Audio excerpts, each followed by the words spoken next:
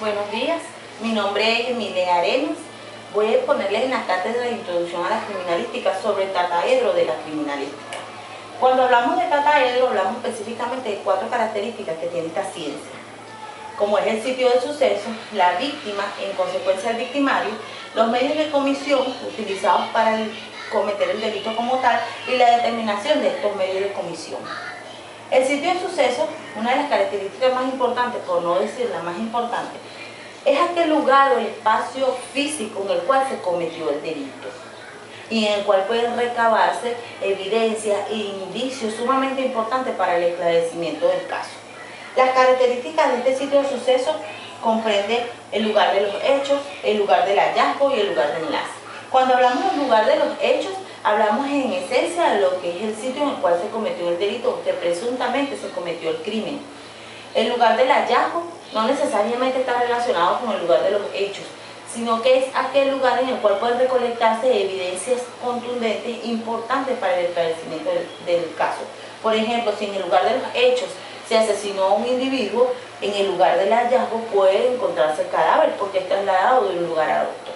El lugar del enlace es aquel que se comprende entre el lugar de los hechos y el lugar del hallazgo. Es esa trayectoria que hay de un lugar al otro. Y comprende ciertas características. Si son lugares cerrados, como por ejemplo el interior de una casa, de una habitación, de un baño, de una bodega, entre otros.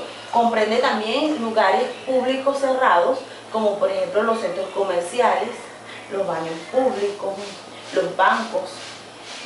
Comprende lugares públicos abiertos, que son aquellos que están expuestos a los fenómenos ambientales, como por ejemplo los parques, las plazas, las vías públicas, las carreteras públicas, entre otros. Y también comprende lugares mixtos, que son aquellos que están parcialmente expuestos al ambiente y parcialmente limitados a esto.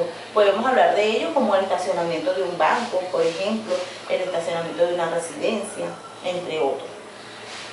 En cuanto a la protección del lugar, esto es sumamente importante. La ley establece que el funcionario que es notificado de un suceso criminal debe apersonarse de forma inmediata al lugar de los hechos para poder acordonar la zona y protegerla, evitando que los indicios y las evidencias que allí puedan encontrarse sean protegidos y que no sean alterados para poder esclarecer el caso en la medida de lo posible.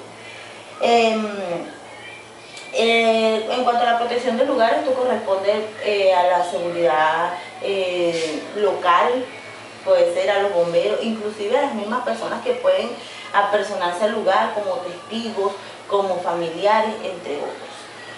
En cuanto existen diversos trastornos que puede sufrir el sitio de suceso, trastornos que pueden ser de cierta índole, pueden ser intencionales, como aquellas personas que puedan presentar algún interés en alterar las evidencias que puedan presentarse en el lugar por algún interés personal, como por ejemplo el cobro de una póliza a raíz de la muerte de un individuo, de una herencia, entre otros.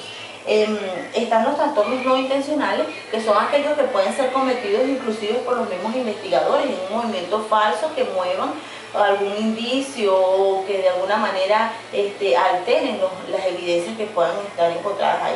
También pueden ser aquellos familiares que a raíz del dolor de ver a un familiar que ha sido víctima de un asesinato, de un homicidio, entonces quieran de repente en medio de su dolor abrazarlo, acercarse a él y puedan alterar las evidencias que se encuentran en el lugar.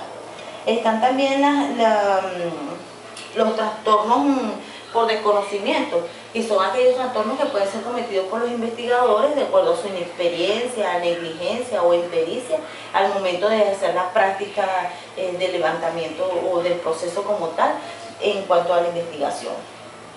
En cuanto al personal que participa directamente en el sitio de suceso, tenemos los organismos de seguridad como el CICPC en primera instancia, está el Ministerio Público, está la Policía Local, los bomberos, los servicios de salud, inclusive los testigos, el personal las personas que se puedan acercar al lugar. Todo ello, lo importante de todo ello es determinar el hecho criminal. Para ello, los investigadores deben llevar una secuencia de fases, entre las cuales comprende la fase preparatoria, la fase ejecutoria y la fase posterior. Lo que es la fase preparatoria es aquello donde ellos se encargan de determinar cuáles son los mecanismos que van a utilizar para la recolección de evidencias y de indicios necesarios para el esclarecimiento del caso. Esta no constituye una determinación del delito como tal, siempre y cuando no se obtenga durante ese proceso algún elemento principal o un elemento necesario para poder determinar el delito como tal. La fase ejecutoria, en esta fase sí es donde se quiere el mayor cúmulo de evidencias que pueden permitir esclarecer el caso en la medida de lo posible, en la rapidez que le permita. Y está la fase posterior, que es aquella que se lleva a cabo una vez que se determina cuál es el delito, cuál es la víctima, el agresor o el victimario en este caso, y cuáles son los términos legales que deben aplicarse de acuerdo al delito cometido. Y su fundamento legal se encuentra establecido en la Ley de Órganos de Investigaciones Científicas Penales y Criminalísticas, en su artículo 28, que establece que todo funcionario que es notificado de un hecho criminal debe personarse al lugar de los hechos para resguardar la zona y evitar la alteración de las evidencias que puedan ser contundentes y relevantes al momento de esclarecer el caso. Concatenado a ello, el artículo 283 del Código Orgánico Procesal Penal en esencia establece lo mismo. Lo importante es resguardar el sitio del suceso, es tratar de proteger las evidencias que puedan ser recolectadas a fin de poder dar con el paradero del victimario e identificar las víctimas y todos los sucesos implicados dentro de un delito. Otra de las características del tratadero de la criminalística es la víctima y en consecuencia el victimario. La víctima pues no es más aquella persona que es objeto de violencia, que es agredida, que es afectada directamente en el lugar de los hechos. Y el victimario es aquella persona que actúa contra la víctima, es aquella persona que ejerce la violencia, aquella persona que agrede directamente al victimario con algún fin en específico. Los medios de comisión son aquellos instrumentos utilizados para cometer el delito. Entre ellos podemos encontrar armas de fuego, armas blancas, objetos contundentes, incluso sustancias estupefacientes y psicotrópicas. Y la determinación de los medios de comisión se refiere a determinar cuál es la especie o la característica de estos medios de comisión. Pueden ser de aspectos biológicos, químicos, físicos, y de cualquier otra característica relevante que puedan ser utilizados para cometer un delito o un hecho criminal. Es importante determinar que todos estos pasos que lleva a cabo la criminalística se hacen de manera minuciosa. Los científicos han establecido que es relevante llevarlo a cabalidad, puesto que esto permite que el desarrollo de la investigación sea más eficiente, pueda lograrse una mejor un mayor esclarecimiento del caso, mejores evidencias, se puedan concatenar mejores las situaciones y poder determinar cuál es el objeto, el móvil del crimen, cuáles son las víctimas y poder aplicar la ley de acuerdo al crimen realizado. Muchas gracias.